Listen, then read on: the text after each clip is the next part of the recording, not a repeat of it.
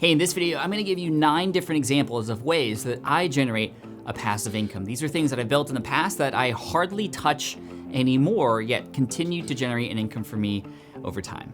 We're gonna get very specific here, looking at specific businesses, specific websites, specific business models. I have a lot of links down below from other videos that are gonna teach you a little bit more about the ins and outs of each of these models, but I just wanted to share these examples so that you can get inspired by them and perhaps use these as a starting point or foundational items for you to make passive income streams of your own. Number 1, foodtrucker.com. This is an authority website, meaning it's a website specifically for a certain group of people, and those people are food truck owners or future food truck owners. This was built in 2012, and over the last 3 years, I haven't personally added any new content to this website. I now have a team of writers that add content every single week.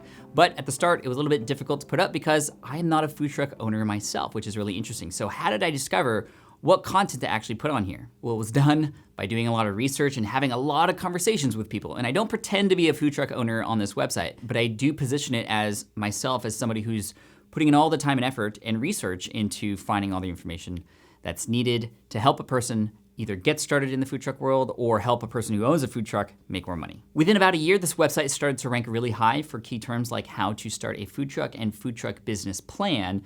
And as a result, currently gets anywhere between 25,000 and 50,000 visitors per month, which is really cool. Now, most of its income doesn't come from the small amounts of Google AdSense and advertising opportunities that there are. It actually comes from 2 books that my team and I created and sold on the website. These are ebooks, so they're automatically delivered over time as people buy them.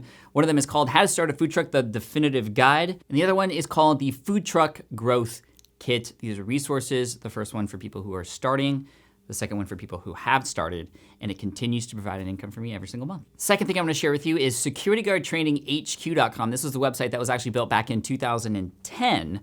As a result of very similar, a challenge. Somebody challenged me to build a website. I got it to rank number 1 in Google in 73 days for the term security guard training, and then immediately added what's called Google AdSense on the website. That's a way to generate an income through advertisements that Google will place on your website, auto-generated from the content that is written on that page. And since then, it has generated over $100,000 in advertising dollars. Now, it's only a couple thousand a month. It has gone down a little bit over time as there's been more competitors, but you know what? I haven't even touched it in the last 3 years. There's only a finite amount of information that's needed to help a person become a security guard. Now, there are different rules and procedures for different people depending on what state in the United States they live in. So that's actually how I created the content. I literally called security guard training companies, because I'm not a security guard myself too. I called security guard training companies from all the different states and I asked them, hey, how do I become a security guard? Took that information, put it on the website, and now people find it on Google and I can help them out, which is really cool. So yes, you can generate an income by creating websites about things that you aren't necessarily passionate about. Now, I'm not a security guard myself, like I said, nor am I a food truck owner. Now, I do love food, and fun fact, my mom is actually a security guard, which is kind of cool. But I would recommend that you look for ways that you can generate an income through the passions and the skills that you do have, which is where this third example comes in. In 2012, a couple years after I started podcasting, I wrote an article on my blog, smartpassiveincome.com, about how to start a podcast, a comprehensive free guide on exactly how to do that. Now, this free article makes money in a number of different ways. Number 1, it makes money through affiliate revenue, meaning it is recommendations of different products that I use as a podcaster that I share with other people. If they go through my affiliate links on that website, say for example, for microphones or other pieces of equipment or software, then I get a commission from the owner of that company. Number 2, I am building an email list from this particular article, which means that I get subscribers who I know are interested in starting a podcast, and then I could potentially sell them one of my online courses like Power Up Podcasting to help them a little further if they want to go deeper with me. And then number 3, I also sell a software that my team and I created called the Smart Podcast Player on this page too. It's a podcast player that you can put on your website. Makes sense for people who are starting a podcast to get this, so of course I include that on this page too. And although this resource is absolutely free and you can actually use the whole thing without paying me anything, it does add to my income streams every single month. So number 4, let's talk about that piece of software, the Smart Podcast Player that my team and I created in 2014. What's nice about software is you create it, you code it up, and you get it to work, and then you can sell copies of it essentially over and over and over again, which is really cool. It can generate a passive income for you, but I will say, software is not an easy thing. You need to find the right developers. I've made many mistakes in the past hiring developers just because they were cheap or because I didn't do enough research, and that didn't work out very well. I lost tens of thousands of dollars by not approaching it correctly. But in addition to that, there are compatibility issues. There are people who don't know how to use software. There is different WordPress themes if you're going to create WordPress plugins. Things break, things need to be upgraded. You need customer service. So there's a lot involved. It's not very passive at all, actually, unless you hire a team and a project manager and other people who can do this for you. In that way, I actually haven't done much to upgrade this plugin myself because I don't code it. I don't know how to code myself. I found a good developer. And number two, the customer service is taken care of by my team and not by myself too. So software can be a great opportunity for you, but it's a lot harder than you might think. Just make sure that if you do hire a developer of some kind, please make sure you wireframe exactly what you want so they know exactly what you want and there's no guessing, and you're just gonna have a better experience if you do that. Number five, now instead of creating your own software, perhaps you use software that already works. You can create demonstrations on how you can use that software, put those on YouTube, put those on your website, and you can generate an affiliate commission as a result of those recommendations and demos. I've created many demos in the past. One of my most successful ones as of late is a demonstration video I created for ConvertKit, which is the email service provider that I use and I love and I'm an affiliate for. I'm actually now an advisor for the company too. This video on YouTube has been seen nearly 30,000 times, I think. I'm not exactly quite sure of the number right now, but it is something that shows people what they're gonna get before they get it. And that's the secret to affiliate marketing, showing people what they're gonna get before they get it. That way they see it, hopefully they see how easy it is to use and what it can do for them, and they're gonna be likely to go through your link and give you a little bit of commission as a result. All right, number six, books. Writing books and putting them on Amazon or selling them through your own website is a great way to generate passive income because you write that book once and you then sell it over and over and over again. Now, it's obviously very easy to say that and not always very easy to accomplish, but I'm very lucky that I have an amazing audience. Many of you have purchased my books, which is really cool. I'll put links to those books below, but books are great because they can position you as an authority, even if you don't sell any.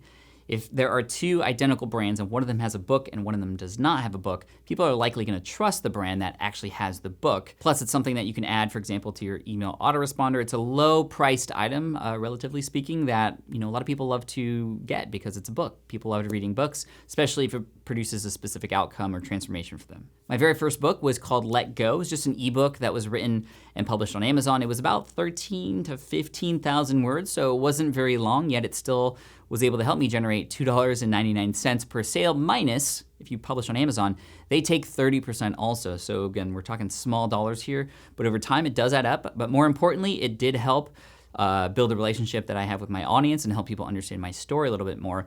Now, a more successful book-related story that I have is with my other book, Will It Fly, which was sold both as a physical book and an ebook. The physical book was still passive because it was run through a site called CreateSpace, which allows you to sell physical books by printing on demand. They print those books as they are purchased versus you having to house all those books and ship them out yourself.